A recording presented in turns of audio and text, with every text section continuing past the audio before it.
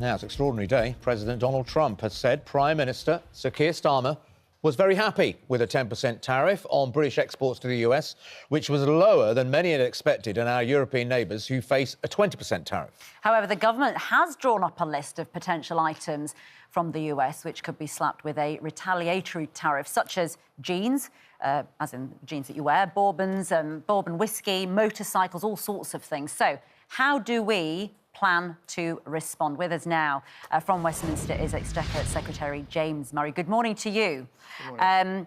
I mean, the world is trying to grapple with each individual country's response to this. Are we very happy with how we've been treated on tariffs?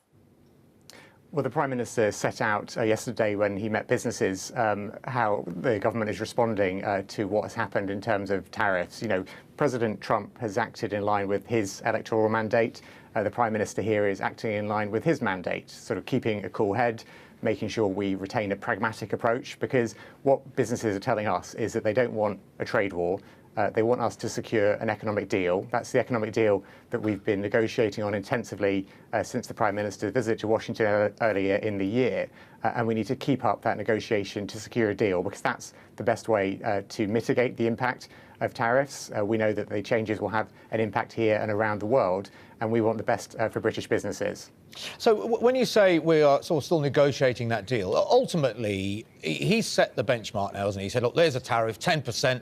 If you want to get a better deal, you're going to have to come with me with something. He's already said he needs something phenomenal. What are we going to say yes to? What is it? What is it that we're going to have to accept? Chlorinated chicken, maybe? Hormone beef? I mean, what is it we're going to say yes to? Well, very specifically on the question more broadly about chlorinated chicken and hormone-treated beef, you know, those are illegal in the UK, and the Prime Minister's been clear that in deals with any countries, those food standards are not up for negotiation. But to make a really important point here, that more broadly, you know, we need to give the negotiators space to negotiate the best deal for the UK, rather than, you know, me or others coming on and commentating about the timelines or about what's in and what's out. We know we need that deal. We're negotiating at pace to get that deal, and that's in the best interest for the UK. Well, you say at pace. I mean, we had the Shadow Chancellor Mel Stride on, who said that actually this government, your government, has been flat-footed in terms of negotiations to date.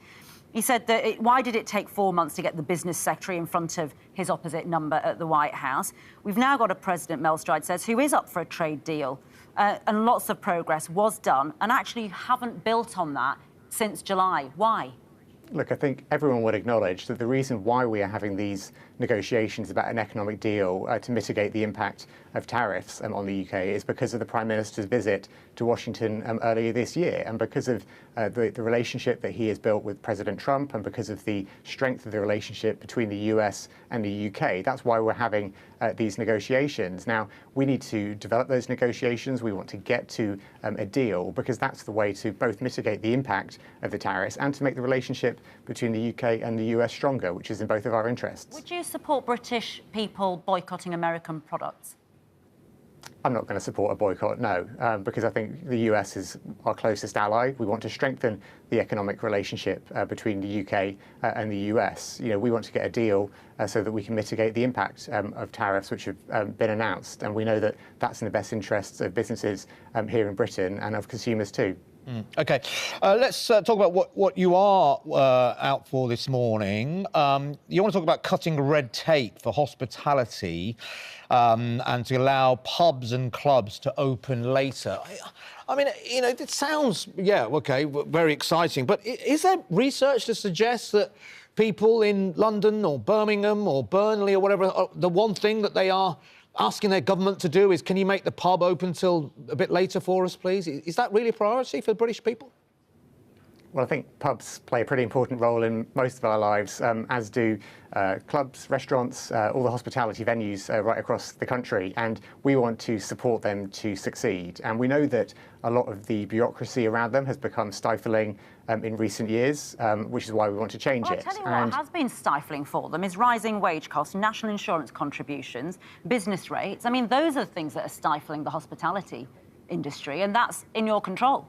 Well, let me be clear about those 2 points that you've raised. So on employer national insurance contributions. We absolutely recognise that the increase there was a tough decision that we took last October, and it means difficult decisions for businesses to respond to that. But the reason why we took that decision was to fund our public services and to get public finances back on a firm footing. And you can see now NHS waiting lists have come down 5 months in a row. Yeah, but what does that do for the hospitality industry? But you also mentioned business rates, and this is a really important point because under the plans that we inherited from the previous government, relief for retail, hospitality and leisure businesses would have ended entirely this month. It would have gone entirely. We are extending it for a further year, giving businesses that extra support. And from April 2026, we're going to introduce a permanent tax cut for retail, hospitality and leisure properties on the high street. It's interesting though, isn't it? When was the last time you went to the pub?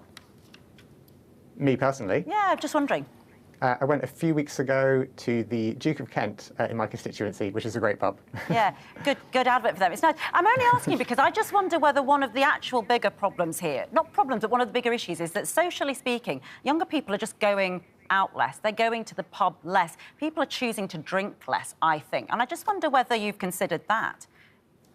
Well, I don't think it's entirely about drinking. I think people can go out to restaurants, they can go out to clubs and not drink or drink alcohol-free drinks. That's up to people's individual choices. But, you know, going out, socialising, meeting up with people, going to the pub is a core part of British life. It's a core part of our everyday economy, and we want to support it to succeed. And look, we know that through our plan for change, we have implemented changes to the planning system. And those changes to the planning system have helped builders to build more homes and have increased the forecasts for economic growth. We now want to do something similar in terms of licensing to help hospitality venues and the nighttime economy to succeed better too. James Murray, would you drink bourbon whiskey now? If I drank whiskey, I would, but I don't. I'm not a big whiskey fan. I'm sorry to admit that. That's lucky, isn't it? It's an American import. Can I ask you, the bars in the Houses of Parliament, are they still quite subsidised? I've never been, but I've heard that they're a lot cheaper than pubs out. Is that right? Yeah, I don't really know. I mean, I've been there a couple of times. I'm not a huge frequenter of the bars there. I think they seem fairly cheap when I go there. Yeah. But I haven't been there recently. I haven't been there actually. I don't think I've actually been there in this Parliament at all. So I can't give you a good update on that. Do you think that's fair though? If they're cheaper in the House of Parliament than people are paying out in pubs in their towns and cities? Well, I don't know what the current prices are. So I don't think I've actually been in this Parliament. I've been in the Treasury mostly. All right. OK, thanks for joining us, James Murray.